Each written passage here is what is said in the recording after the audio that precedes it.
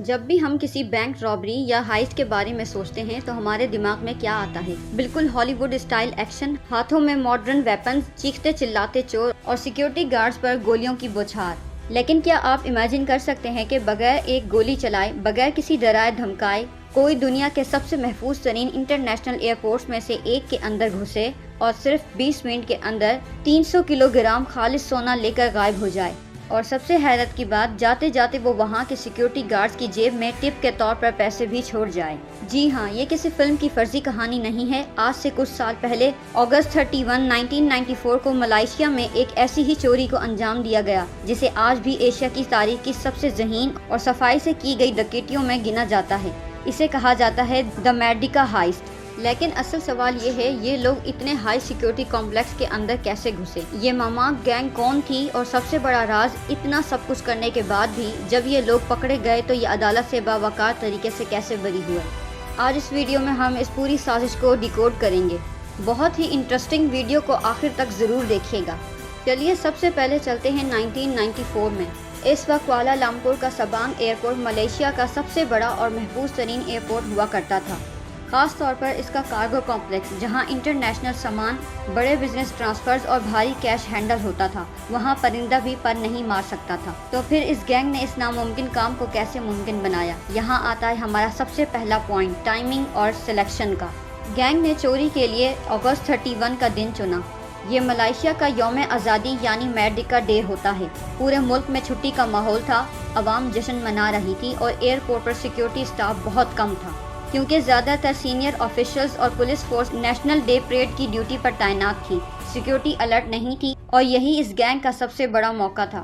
لیکن صرف ٹائمنگ کافی نہیں تھی، انہیں ایگزیکٹ انفارمیشن تھی کہ کارگو کمپلیکس کے اندر کس کونے میں، کس لاکر میں گولڈ بارز کا شپمنٹ رکھا ہوا ہے۔ پولیس کی انویسٹیگیشن کے بعد ایک بہت بڑا چونکا دینے والی بات سامنے آئی۔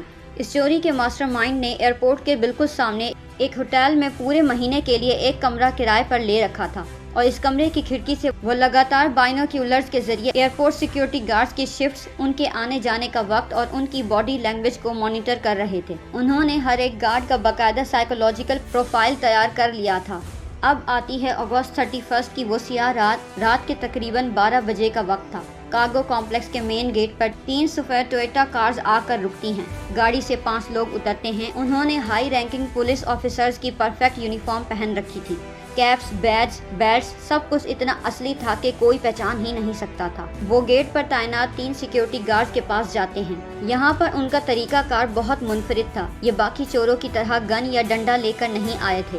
ان کا ہتھیار تھا psychological manipulation and art of persuasion, یعنی نفسیاتی ہیرا پھیری اور بات کرنے کا پر اعتماد انداز۔ ان کے لیڈر نے بہت ہی پرسکون اور رابطدار آواز میں گارڈ سے کہا، ہم سینئر برانچ سے ہیں، ایک خفیہ سیکیورٹی آڈٹ اور چیکنگ کے لیے آئے ہیں، ہمیں اندر لے کر چلو اور گولڈ کارگو چیک کرواؤ۔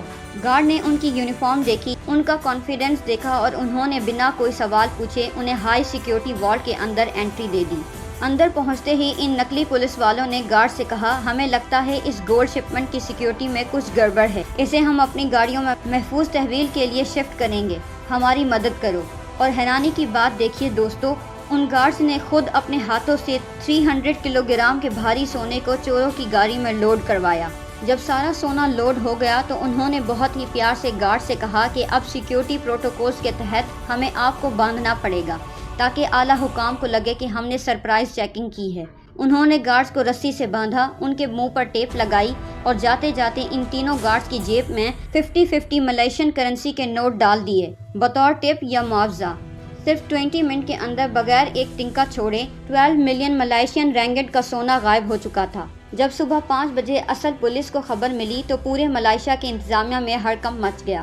ایئرپورٹ جیسے ہائی سیکیورٹی زون سے بغیر کسی تشدد کے اتنا بڑا سونا غائب ہو جانا کوئی عام بات نہیں تھی۔ کیس کو فوری حل کرنے کے لیے ملائیشیا کے 2 سب سے تیز ترار پولیس بھائیوں ازینان انان اور امیدون انان کو لگایا گیا۔ جب انہوں نے CCTV فوٹیج اور گارڈز کے بیانات دیکھے تو انہیں سمجھ آ گیا کہ یہ کام کسی عام چور کا نہیں بلکہ ملائیشیا کی سب سے بدنام اور شاطر مجرمانہ فیملی کا ہے، دی ماماک گینگ۔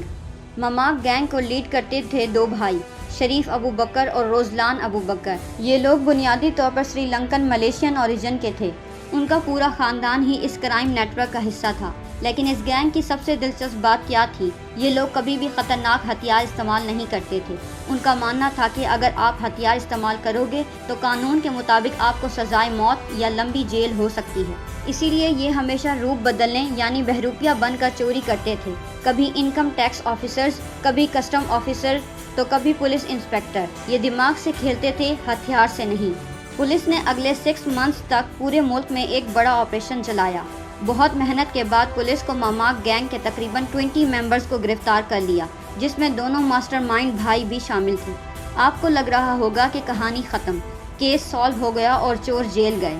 نہیں دوستو، اصل ٹوئسٹ تو اب شروع ہوتا ہے۔ جب یہ کیس عدالت میں گیا تو پولیس کے سامنے 2 بہت بڑے چیلنجز تھے۔ پولیس کو وہ چوری شدہ سونا کبھی ملا ہی نہیں۔ گینگ اتنی شاطر تھی کہ انہوں نے چوری کے کچھ ہی گھنٹوں کے اندر اس سونے کو پگھلا دیا تھا اور اس کے سیریل نمبر مٹا کر اسے عام مارکیٹ میں بیچ دیا تھا۔ عدالت میں پیش کرنے کے لیے فزیکل گولڈ بطور ثبوت موجود ہی نہیں تھا۔ دوسرا یہ کہ پولیس کے پاس ایک ہی سب سے بڑا پتہ تھا، ماماک گینگ کا ہی ایک ممبر جو سرکاری گواہ بننے کو تیار ہو گیا تھا۔ اس نے عدالت میں گواہی دینا شروع ہی کی تھی کہ اچانک ٹرائل کے بیچ میں وہ گواہ پراسرار طور پر غائب ہو گیا۔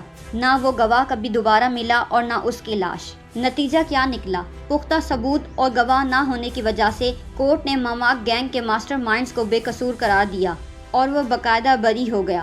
انہوں نے ملک کی سب سے بڑی گولڈ ہائسٹ کی، پورے سسٹم کو بے وقوف بنایا اور قانون کی لوپ ہولز کا فائدہ اٹھا کر آزاد گھومنے لگے۔ دوستو، سبانگ ایئرپورٹ کے اس واقعے نے پورے ملائیشیا کے سیکیورٹی نظام کو بدل کر رکھ دیا۔ اس واقعے کے بعد ہائی سیکیورٹی زونز میں biometric hand shake, central lines video monitoring اور سخت اینٹی پروٹوکولز کو لازمی قرار دیا گیا تاکہ فیوچر میں کوئی صرف یونیفارم پہن کر پورے ملک کو بے وقوف نہ بنا سکے۔ ماماک گینگ کے لیڈر بھلے ہی اس کیس سے بچ نکلے، لیکن آنے والے سالوں میں پولیس نے انہیں دوسرے کار جیکنگ اور فراڈ کیسز میں گھسیٹ کر ان کے پورے نیٹ ورک کو 2006 تک پوری طرح ختم کر دیا۔ لیکن یہ پوری کہانی ہمیں ایک بہت بڑا سبق سکھاتی ہے۔